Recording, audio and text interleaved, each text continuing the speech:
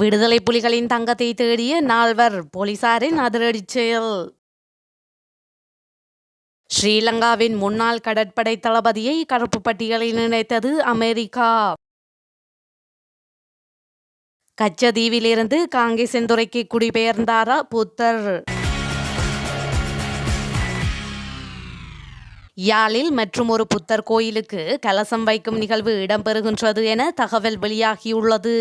இந்த நிகழ்வு இன்று காலை யாழ்ப்பாணம் காங்கேசன்துறை தையிட்டி பகுதியில் இடம்பெற்றதாகவும் தெரிவிக்கப்படுகின்றது. இன்று இடம்பெறும் இந்த நிகழ்வுக்கு பெருமளவான இராணுவம் மற்றும் காவல்துறையினர் குவிக்கப்பட்டு பாதுகாப்பு பலப்படுத்தப்பட்டுள்ளதாகவும் தெரிவிக்கப்பட்டுள்ளது. இவ்வாறு தையிட்டியில் அமைக்கப்பட்டுள்ள குறித்த விகாரை யாழிலேயே அமைக்கப்பட்டுள்ள மிக உயரமான விகாரை எனவும் தெரிவிக்கப்பட்டுள்ளது. இந்த விகாரையிலேயே இன்று கலசம் வைக்கும் நிகழ்வு இடம்பெறுகின்றது. தமிழர் தாயகமெங்கும் ஸ்ரீலங்கா அரசாங்கம் புத்தர் கோயில்களை அமைத்து தமிழரின் பூர்வீக நிலங்களை கையகப்படுத்தி தமிழரின் இருப்பை முற்றுமுழுதாக இல்லாது செய்யும் முயற்சிகளில் தொடர்ச்சியாக ஈடுபட்டு கொண்டிருக்கின்றது. அந்த வகையில் வடதாயகமான யாழின் நாவட்குழி பகுதியில் அண்மையில் ஒரு புத்தர் கோயில் அமைக்கப்பட்டு அதற்கு கலசம் வைக்கும் நிகழ்வு இடம்பெற்றது. அந்த நிகழ்விற்கு ஸ்ரீலங்காவின் முப்படைகளின் பிரதானி சவேந்திர சில்வா தலைமை தாங்கியதோடு நூற்றுக்கணக்கான பௌத்த பிக்குகளும் கலந்து கொண்டு விசேட பூசை வழிபாடுகள் இடம்பெற்றன. அதற்கு மக்களும் அரசியல் தலைவர்களும் பல்வேறு வகையில் எதிர்ப்பு தெரிவித்திருந்தாலும் அதனை பொருட்படுத்தாது தமது பூசை வழிபாடுகளை சிறப்பாகவே நடத்தி முடித்திருந்தனர். அதே போன்றதொரு கலசம் வைக்கும் நிகழ்வே இன்றைய தினம் தையிட்டி பகுதியிலும் மிகவும் ரகசியமான முறையில் இடம்பெறுகின்றது. இது தொடர்பில் எந்தவித அறிவிப்புகளும் வெளியிடப்படவில்லை. இவ்வாறு ஸ்ரீலங்கா அரசாங்கம் திட்டமிட்டு முன்னெடுக்கும் தமிழர் அழிப்பு நடவடிக்கைகள் முற்றுப்புள்ளியின்றி தொடர்ந்த வண்ணமே இருக்கின்றது. இதேவேளை கச்சதீவில் வைக்கப்பட்டிருந்த புத்தர் சிலையை குறித்த இடத்திலிருந்து அகற்றிவிட்டதாக ஸ்ரீலங்கா கடற்படை நேற்றைய தினம் யாழ் ஆயர் இல்லத்திற்கு அறிவித்திருந்தது. ஆகவே நேற்றைய தினம் கச்சதீவிலிருந்து அகற்றப்பட்ட புத்தர் சிலை இன்று யாழில் பிரதிஷ்டை செய்யப்படலாம் என்ற சந்தேகமும் எழுந்துள்ளது. தமிழ் மக்களின் காணிகள் வெளிவடக்கில் குறிப்பிட்ட அளவு விடுவிக்கப்பட்டுள்ள போதிலும் இன்று வரை முற்றுமுழுதாக விடுவிக்கப்படவில்லை. இவ்வாறான நிலையில் ஸ்ரீலங்கா படையினரால் கையகப்படுத்தப்பட்டுள்ள நிலங்களில் தமிழர் அடையாளங்களை அழித்து அங்கு பௌத்த சின்னங்களை உருவாக்கி பிரதிஷ்டை செய்யும் ஏற்பாடுகள் மறைமுகமாகவும் நேரடியாகவும் இடம்பெறுகின்றன. அதேபோன்றே தையிட்டி பகுதியிலும் நரசிம்ம வைரவர் கோயிலை பௌத்த கோயிலாக மாற்றி பாரியளவிலான கட்டடம் அமைத்து அதற்கு இன்று கலசம் வைக்கும் நிகழ்வும் இரகசியமாக முன்னெடுக்கப்பட்டுள்ளது என்பதும் குறிப்பிடத்தக்கது. இலங்கையில் யுத்தம் இடம்பெற்று கொண்டிருந்த 2008-2009 காலப்பகுதியில் கொழும்பில் பாடசாலை மாணவர்கள் உட்பட 11 இளைஞர்கள் கடத்தப்பட்டு காணாமல் ஆக்கப்பட்ட சம்பவத்தில் முக்கியமானவராக பேசப்பட்டு வந்த வசந்த கரன்னகொடவை அமெரிக்கா கருப்பு பட்டியலில் சேர்த்துள்ளதாக தெரிவிக்கப்பட்டுள்ளது. 2023 இராஜாங்க திணைக்களம் வெளிநாட்டு செயற்பாடுகள் மற்றும் தொடர்புடைய நிகழ்ச்சி திட்டங்கள் ஒதுக்கீட்டு சட்டத்தின் பிரிவு 7031 படி இவர் அமெரிக்காவின் கருப்பு பட்டியலில் சேர்க்கப்பட்டுள்ளார் எனவும் தெரிவிக்கப்பட்டுள்ளது. வசந்த கரன்னகொட கடற்படை தளபதியாக இருந்த காலத்தில் மனித உரிமை மீறல்கள் நடவடிக்கைகளின் விளைவாக வசந்த கரன்னகொட மற்றும் அவரது மனைவி ஸ்ரீமதி அசோக கரன்னகொட ஆகியோர் அமெரிக்காவிற்குள் நுழைவதற்கு தகுதியற்றவர்கள் என்று அமெரிக்க இராஜாங்க செயலாளர் ஆண்டனி ஜே பிளிங்கன் தெரிவித்துள்ளார். மேலும் அரசு சார்பற்ற நிறுவனங்களாலும் சுயாதீன விசாரணைகளாலும் ஆவணப்படுத்தப்பட்ட ஒரு பாரிய மனித உரிமை மீறல்களை வசந்த கரன்னகொட மேற்கொண்டார் என்ற குற்றச்சாட்டுக்கள் பாரதூரமானதும் நம்பகமானதுமாகும் எனவும் தெரிவித்துள்ளார்.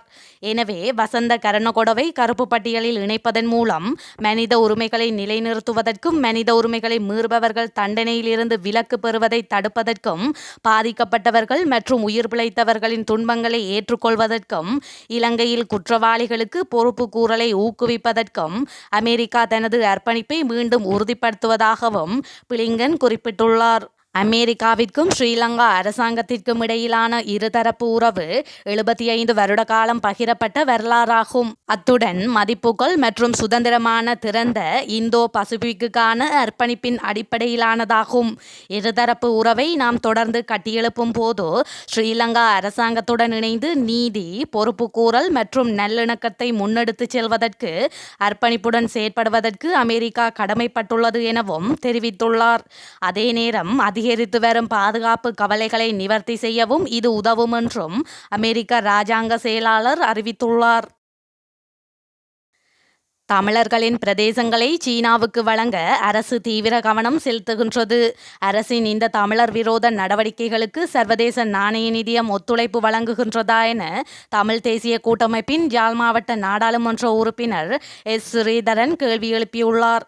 மேலும் தமிழர்களின் காணிகளை சீனாவுக்கு வழங்கும் முயற்சிகள் மேற்கொள்ளப்படுவதை எதிர்வரும் நாட்களில் பகிரங்கப்படுத்துவேன் எனவும் சுட்டிக்காட்டியுள்ளார். நாடாளுமன்றத்தில் நேற்று புதன்கிழமை இடம்பெற்ற சர்வதேச நாணய நிதியத்தின் நீடிக்கப்பட்ட நிதி வசதியின் கீழான ஏற்பாட்டினை நடைமுறைப்படுத்துவதற்கான தீர்மானம் மீதான விவாதத்தில் உரையாற்றும் போதே இவ்வாறு தெரிவித்தார். மேலும் இனப்பிரச்சினை, அரசியலமைப்பு பிரச்சினைக்கு தீர்வு காண சர்வதேச நாணய நிதியம் எவ்வித நிபந்தனைகளையும் விதிக்கவில்லை. தமிழர்களுக்கு எதிராக மீண்டும் அளிப்பை தொடர்வதற்காகவா சர்வதேச நாணய நிதியம் நிதி வழங்கியுள்ளது என்பதை இந்த உயர்ந்த சபை ஊடாக கேட்கின்றோம். நாட்டில் பாதிக்கப்பட்ட தமிழ் மக்கள் மீதான செயற்பாடுகள் நாளாந்தம் தீவிரமடைந்து வரும் நிலையில் சர்வதேச நிதி நிறுவனங்கள் இலங்கைக்கு ஒத்துழைப்பு வழங்குகின்றன. இனவாதம் நாட்டின் பிரதான கருப்பொருளாக உள்ளது. இனவாத சிந்தனையும் ஆளும் தரப்பு அரசியல்வாதிகள் உள்ளங்களில் ஊறிப்போய் உள்ளன. இவ்வாறான நிலையில் தமிழர்களின் பிரதேசங்களை சீனாவுக்கு வழங்க அரசாங்கம் அவதானம் செலுத்துகின்றது. இதற்கு சர்வதேச நாணய நிதியம் ஒத்துழைப்பு வழங்குகின்றதா என்று நாணய நிதியத்தின் நிறைவேற்று சபையிடம் கேட்கின்றேன்.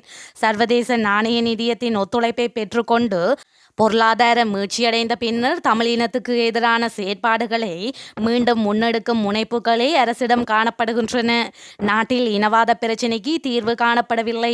சர்வதேச நாணய நிதியத்தின் ஒத்துழைப்பு ஊடாக தமிழர்களின் உரிமைகள் மறுக்கப்படும் நிலைமையே உள்ளது. பொருளாதார நெருக்கடி தீவிரமடைய அரசியல் பிரச்சினையே காரணம். பொருளாதார பாதிப்பு என்று குறிப்பிட்டு கொண்டு அரசியல் பிரச்சினைகளை மூடி மறைக்க முடியாது. பொருளாதார பாதிப்புக்கு மத்தியில் பாதுகாப்பு தரப்புக்கு அதிக நிதி ஒதுக்கப்பட்டுள்ளது. இதேவேளை சர்வதேச நாணய நிதியத்துடனான ஒப்பந்தம் தொடர்பில் சபைக்கு 2 பிரதிநிதிகள் சமர்ப்பிக்கப்பட்டுள்ளன. ஒப்பந்தம் கைச்சாத்திடப்படுவதற்கு முன்னர் சாதக பாதக விடயங்கள் தொடர்பில் நாடாளுமன்றில் விவாதம் இடம்பெற்றிருந்தால் முரண்பாடற்ற ஒருமித்த தீர்மானத்தை எடுத்திருக்க முடியும். ஆனால் விவாதத்தின் போதுதான் நாணய நிதியத்துடனான நிபந்தனைகள் மற்றும் விடயங்கள் சபைக்கு சமர்ப்பிக்கப்பட்டுள்ளன. எனவே இது ஒரு ஏமாற்று வேலை என்றும் குறிப்பிட்டார். முல்லைத்தீவு புதுக்குடியிருப்பு ஆனந்தபுரம் பகுதியில் விடுதலை புலிகள் புதைத்து வைத்ததாக தெரிவிக்கப்படும் தங்கத்தை தேடிய 7 கைது செய்யப்பட்ட நிலையில் மட்டக்களப்பிலும் இவ்வாறான செயற்பாட்டில் ஈடுபட்ட 4 கைது செய்யப்பட்டுள்ளனர்.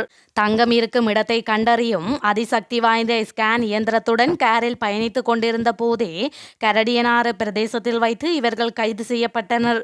அதில் ஒருவர் காவல்துறை அதிகாரி என்றும் ஏனைய 3 வர்த்தகர்கள் என்றும் தெரிய வருகின்றது. கைது செய்யப்பட்டுள்ள பிரதான காவல்துறை பரிசோதகர் மெரிகான காவல் நிலையத்தில் இணைந்து கடமையாற்றும் நிலையில் சுகயீன விடுமுறையை பெற்றுள்ளார் என்றும் விசாரணைகளினூடாக கண்டறியப்பட்டுள்ளது.